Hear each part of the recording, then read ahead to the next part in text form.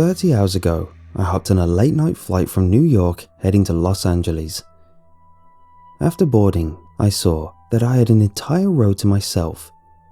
Takeoff passed without incident, and soon I was stretched out for a nap across the row.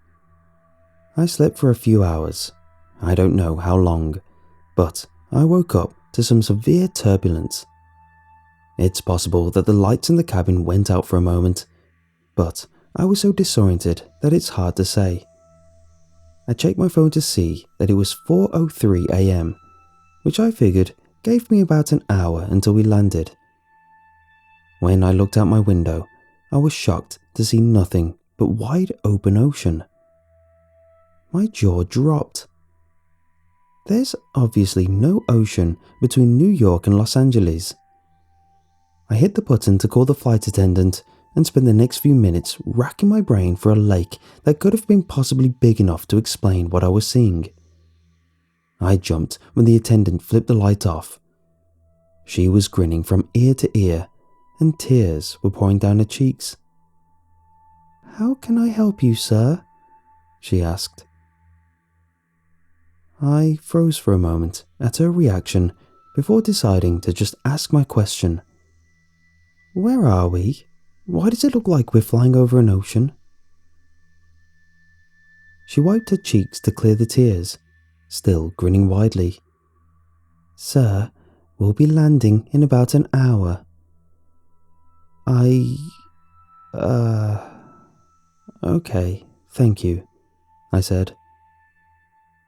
After she left, I checked the clock on my phone again. 4:03 a.m. blinked at me. It hadn't changed. I had to have been waiting with my call light on for at least 5 minutes. How was it possible that it hadn't changed at all? I opened up my laptop and saw it too displayed 4:03 a.m. I pulled out my phone, started a stopwatch in the app, and spent the next 2 hours looking back and forth between the clocks, waiting for them to change. They never did. I tapped the shoulder of an older woman sitting in the row ahead of me. She looked back, an annoyed expression across her face. "Yes?" she asked. "Do you know how long until we land?" I asked. She narrowed her eyes. "That flight attendant said it would be about an hour." I shook my head in confusion. "That flight attendant? We talked almost 2 hours ago. We should have landed already." She stared at me as if I was crazy. I was going to continue trying to convince her, but I felt a hand on my shoulder. I spun to see a male flight attendant grinning down at me, tears pinging off his cheeks onto my shoulder. "Sir, I'm going to have to ask you to calm down, or I'll be calling the captain." I told him that wouldn't be necessary and sat back. He removed his hand and stepped away. The flight attendants continued to stop by every few hours offering meals. My stopwatch continued to tick up and is now telling me that I've been on this plane for more than 30 hours. I've explored all of the coaches and tried talking to some of the other passengers, but they've all told me that they're expecting to land in an hour or so. Around 3 hours ago, I tried getting into first class. I made it past the curtain, but was escorted back by 2 grinning flight attendants. Their grip on my arms were like iron. "Sir, the seatbelt sign is on," one said. "Please remain in your seat with your buckle fastened. We'll be landing in about an hour." I'd just about given up hope when a woman came down the aisle dressed in a business suit. She didn't look at me or slow down, but she dropped a piece of paper onto my tray and she made her way to the bathrooms at the back of the plane. I shot a look around before unrolling it. It said, "Are you stuck too?" I pulled out a pen and wrote, "Yes, it's been 30 hours." I folded the scrap of paper up and set it on the tray closest to the aisle. She left the bathroom and picked it up as she passed. "It's been 20 minutes since then." I don't know why, but I don't think the flight attendants would like it if they knew we were talking. It doesn't matter. I have to do something. I'll update you all with whatever happens next.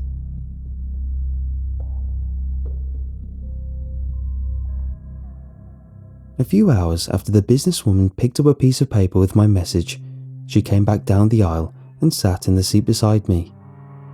She bent over, trying to stay low. "So, you're stuck too?" she asked. I get my voice low. "Yeah, my name's Jack, by the way. I'd say nice to meet you, but..." She nodded. "I'm Mary. You're wrong. Getting your message was by far the best thing about the past day. I spent the last day and a half thinking I was alone in this." She paused for a moment before looking up the aisle. When she spoke again, her voice was a whisper. "So, Jack, you have any theories on what the hell's going on?" I considered lying, but decided the truth was for the best. "I think we might be dead." Mary shook her head. "Maybe if it were just me or just you. If this was some cosmic train to hell, why would there be two of us who realize what's going on?" "No idea." Mary pulled out her phone and handed it to me. It displayed the Wikipedia article for flight MH370, the airline that disappeared in 2014. I read through the article carefully. There were dozens of theories trying to explain what happened. They ranged from hypoxia to suicide to aliens.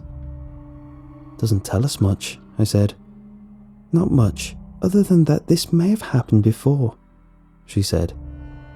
"How about you? Any theories as to why anyone else can't see what's going on?" We talked it over and realized one thing we had in common was that we were both fast asleep at 4:03 a.m. There's no way we were the only ones asleep at that time, though. Maybe everyone else was just napping. I don't know about you, but I was well and truly asleep. The cabin lights flicked off, and a dozen red emergency lights on the floor flicked on, casting the cabin in a red glow. The intercom cranked to life, saying, "Passengers, please return to your seats. The seatbelt sign is fastened. We may experience some turbulence. We'll be landing in about an hour." Mary froze. "Should I go back?" she asked. "Maybe they won't notice if you're gone, but maybe they already know and they're just trying to separate us." Mary nodded. "We should stay together. That's a better idea." The intercom crackled again. "Ladies and gentlemen, I am pleased to announce the arrival of the captain. We'll all be given the opportunity to speak with him. Please remain in your seats until he calls you. If you need assistance, don't worry. A flight attendant will happily help you on your way." Sounds of passengers getting to their feet echoed from further up in the plane. We sat in silence, trying to get a good look through the curtain separating us from first class. "The captain?" I asked. "No idea, but it didn't sound like they were talking about the pilot to me, did they?" "Nope." That's when a pungent sulfur smell hit us, so strong that I had to resist the urge to gag. It reminded me of the worst rotten eggs I'd ever smelt in my life. But the old woman sitting ahead of us didn't react. She just kept watching a movie on the back of her seat. "Don't cough," I said to Mary. We fought it for a few long seconds before giving in, coughing hard and violently. A second later, the curtain opened. Mary and I froze, staring down at the now red fuselage. 4 flight attendants passed through the curtain and made their way down the road towards us, grins stretched wide across their face. They were still crying, but this time the tears streaking their faces were darker. It's hard to say with the lighting, but it looked like blood. My eyes weren't drawn to them though. I looked over their shoulders at the figures standing near the front of the plane. It was a black silhouette standing beside the cockpit door, It was at least 8 feet tall and pointing towards us with a single finger. It had called us. "The bathrooms!" I shouted. We ran towards the back of the plane, the flight attendants closing in behind us. Blood dripped from their grinning cheeks onto the carpet of the plane. "The captain is here," he said in a perfect customer service voice. His grin widened as he moved towards us. We made it to the bathrooms, jumping into opposite sides. I slammed the door shut and locked it, pressing my feet against the folding center part of the door to keep it closed. They began banging on the door and pulling at the handle while I fought to keep it closed. "I'm sorry, but you'll both need to speak with the captain," one of the flight attendants said. "Jack!" Mary screamed. "Jack, help!" A distinct snapping sound, like breaking metal, came from her door. She continued screaming as the sounds of struggle migrated up towards the front of the plane, towards the dark figure I'd seen. I'd like to say I jumped out and fought them, that I distracted them or did something heroic. I didn't. She was carried away, and a few short seconds later, her screaming was cut off. That was a few hours ago, and I'm still locked inside this bathroom. I keep trying not to think of what they've done with her. The thing at the front of the plane didn't seem human. I hope they didn't kill her. Not after she was shouting for my help like that. I couldn't take that. I haven't heard any movement outside for a few hours, but I'm terrified to open the door. I'm far from the sea outlets, so my phone's almost dead, and I haven't eaten in way too long. If I go out there, will the flight attendants remember? What if that thing is still waiting for people? I don't have much time to make a decision. After another dozen hours or so, I opened the bathroom door. The lights in the cabin were back to normal, and I couldn't smell any sulfur. I cautiously made my way back to my seat and almost cried when the grinning, crying flight attendant came by, offering a meal. That crappy airline food was the most delicious thing I'd ever eaten. When I'd finished, my mind immediately turned to Mary. What had happened to her? I crept down the aisle towards first class, trying to keep a low profile. Surprisingly, the flight attendants were nowhere to be seen. They'd almost seemed to ignore me, almost as if they wanted me to find her. She had a row to herself and was staring down at her phone in the window seat. I slid into the aisle and shook her arm. "Mary! Mary!" I hissed. She pulled out her headphones and stared at me with a surprised expression. "Yeah? What's going on?" "Are you okay?" I asked. "What did they do to you?" "I'm sorry. Remind me how I know you?" "What do you mean? I realized with sinking horror that she had no idea who I was. I fought back tears. "Mary, how long have you been on this flight?" She checked the watch on her wrist. "Well, it's 4:03 a.m, so a few hours at least." She stared at me the same way you'd look at a person claiming they were the second coming of Christ. Her tone was low and reassuring. "Hey, don't worry so much. Look on the bright side. We'll be landing in about an hour." I felt an iron grip on my arm and looked up to see 2 flight attendants. "Sir, this is an area for first-class passengers only." They were still crying and grinning, but just with tears this time. I could still see streaks of blood staining the front of their uniforms though. I was escorted back to my seat, where I spent the next several days. Attendants continued to stop by with food. I would use the bathroom, and soon was going absolutely crazy with the monotony. In retrospect, those few days weren't so bad. There's a lot of content on the internet after all, even with crappy plain Wi-Fi. So it didn't get really bad until around 10 days later, when the Wi-Fi failed. It was sometime a week later that I lost control and began screaming for a flight attendant. They didn't come for several minutes, but eventually one did. Just let me see the captain," I asked. The flight attendant bent low and spoke with that same customer service voice. "I'm sorry, sir. The captain has made his decision regarding you quite clear. You didn't answer his call and will, therefore, wait." "How long?" "Quite a while, I'm afraid. We'll be landing in about an hour." She straightened and walked away. I started making notches on various parts of the seat back to keep track of different things.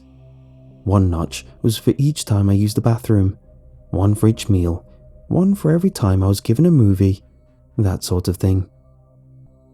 It was hell. I watched every movie in the seat back a dozen times over. If I acted out badly enough, I would be escorted back to my seat by one or more flight attendants. Any attempt at conversation with other passengers was met by confusion by them, followed by a quick escort back to my seat. I guess it was on or around day 30 that, in a moment of panic and psychosis, I broke my laptop and phone, screaming at the top of my lungs. No one around me reacted in any way. 2 months later, I stunk. The muscles in my legs were tight and cramped constantly. I finally concluded that suicide was my only option after my 128th rewatch of Thor Ragnarok. I got to my feet and limped towards the emergency exit. I knew normally the pressure inside the airplane would force the door closed, but I figured that nothing about my situation was normal. If this didn't work, I'd find some more painful way to go. I grabbed the handle and swung it up. To my shock, the door opened easily, though no wind of any kind whipped around the cabin. It remained the standard, slightly too cold temperature that it had been for the past who knew how long. The open door called to me, the black portal out of the plane. I stared at it for a moment longer, almost too long. An attendant's hand grabbed my shoulder, pulling me away. In a fit of anger and strength that surprised me, I wrenched away and jumped out of the plane. The wind whipping past my face was almost magical, a new sensation after so many months of the same. The ocean below grew closer and larger, and I realized that suddenly I didn't want to die after all. It grew larger and larger and larger until it seemed that all I could see was darkness and waves. I impacted the surface of the water so fast and hard that my entire body jerked around in the seat. I pulled my hand back, sucking at my bruised knuckle. I'd hit it on the seat in front of me. "No," I whispered, then shouted, "No, no, no, no, no, no." A flight attendant ran down the aisle, kneeling beside me. "Are you okay, sir?" I clenched my hands into a fist, almost swinging it at her.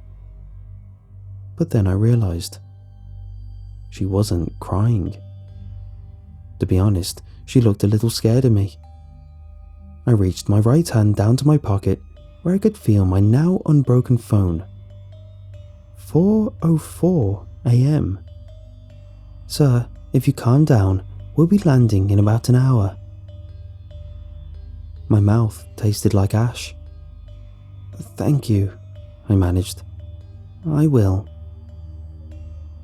I stared, unblinking at my phone. It now displayed 4:05 a.m. Then I looked out my window and began to cry at the sight of city lights below me. We did land in about an hour.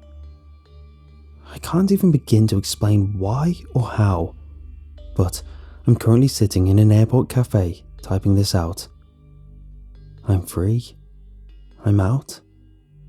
And I'm never going flying again.